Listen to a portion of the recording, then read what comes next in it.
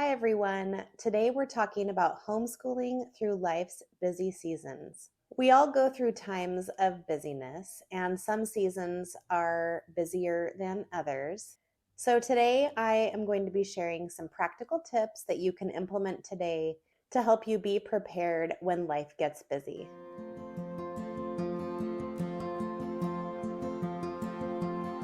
Hi everyone, welcome to our homeschool table. My name is Jerilyn. I'm a mom of 3 kids, ages 10, 3, and 1. This is our 6th year homeschooling. And throughout the last few years, we have definitely had some busier seasons than others. For instance, when I had small babies and was not getting very much sleep at night. So today I just want to encourage you with a few things to think about to help you during busy seasons. And stick around until the very end. I'm going to be sharing some verses that have really helped me when I am dealing with busy times. Today's video is part of a collaboration hosted by Davine from Calm in the Chaos Homeschool and Shauna from Homegrown Homeschool. So I will leave the playlist down below in the description box so that you can check out their videos along with all of the other moms that are sharing about homeschooling during busy seasons. I also want to personally invite you to subscribing to my channel. That would really encourage me. Also, don't forget to like this video and hit the notification bell so that you know when I post new videos. Tip number 1 is establish priorities. What are the subjects that are most important to you that would make you feel like your day could be complete if you got these things done? If you have multiple children, this might look different for each child. So if your children are younger and in the years where they are learning the basics, like learning how to read or doing math, that they really need to be able to practice these things every day and have a lot of consistency in this subject, those are the subjects that you would really want to focus on for those children. If you are a Christian homeschool family like we are, you might even consider Bible time to be in your meat and potatoes part of the day, even though it's not technically considered a homeschool subject. Now, I want you to think about what subjects would you really like to do if you have a little bit more time in the day. Think about these as being the gravy or the icing on the cake. Here's what our homeschool subjects look like over the course of a week and what I would consider to be the meat and potatoes and what I would consider to be more of the gravy subjects.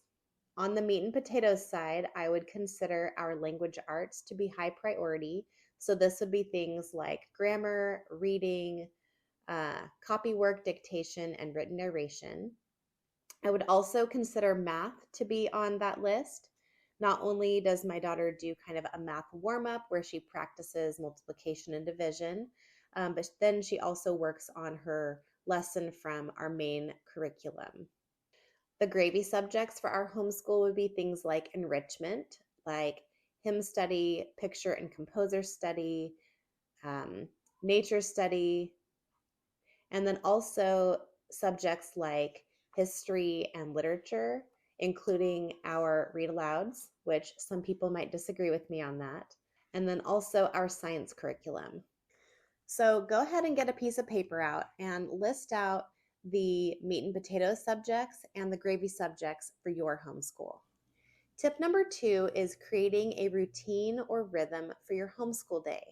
Now, the way that I like to plan our homeschool subjects is more of a simple weekly schedule instead of focusing on doing every subject every single day. I like to start with the meat and potatoes subjects in mind first.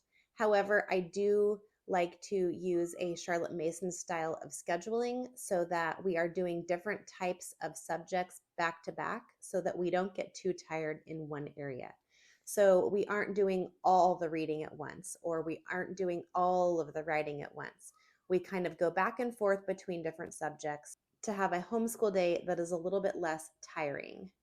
So when you're thinking about creating a routine for your homeschool, think about the meat and potatoes first, And go ahead and get really good at those subjects first before you add in the gravy subjects. You might actually camp on the meat and potatoes subjects for a little while you are adjusting to a busy time of your homeschool season. Then, when you do feel like you have a little bit more time to give, then that is when you can start incorporating the gravy subjects. Maybe that's only incorporating those subjects 1 or 2 days a week and staying really consistent with that. Or maybe it changes a little bit from week to week. Maybe some weeks you have 3 or 4 days where you're going to be able to do a little bit extra, and then the next week you only have 1 or 2. And that's totally fine. You might consider a simple weekly plan so that you can alternate some of these gravy subjects a little bit more frequently into your schedule. I have a video all about that, and I will link it up here so that you can watch that video next. Okay, tip number 3, stop worrying. There, I said it.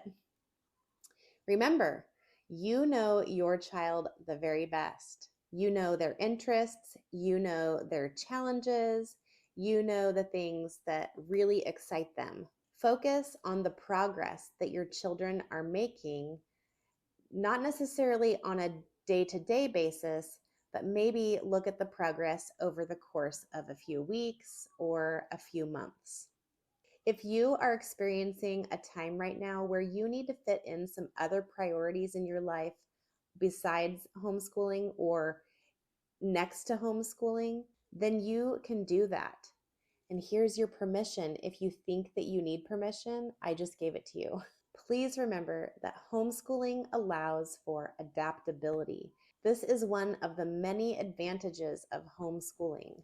If you struggle at all with worrying either about things in your life or things that have to do with homeschooling, then these are some verses that you might want to meditate on that have really helped me over the last few years. The first one is in Proverbs 3, 5, and 6.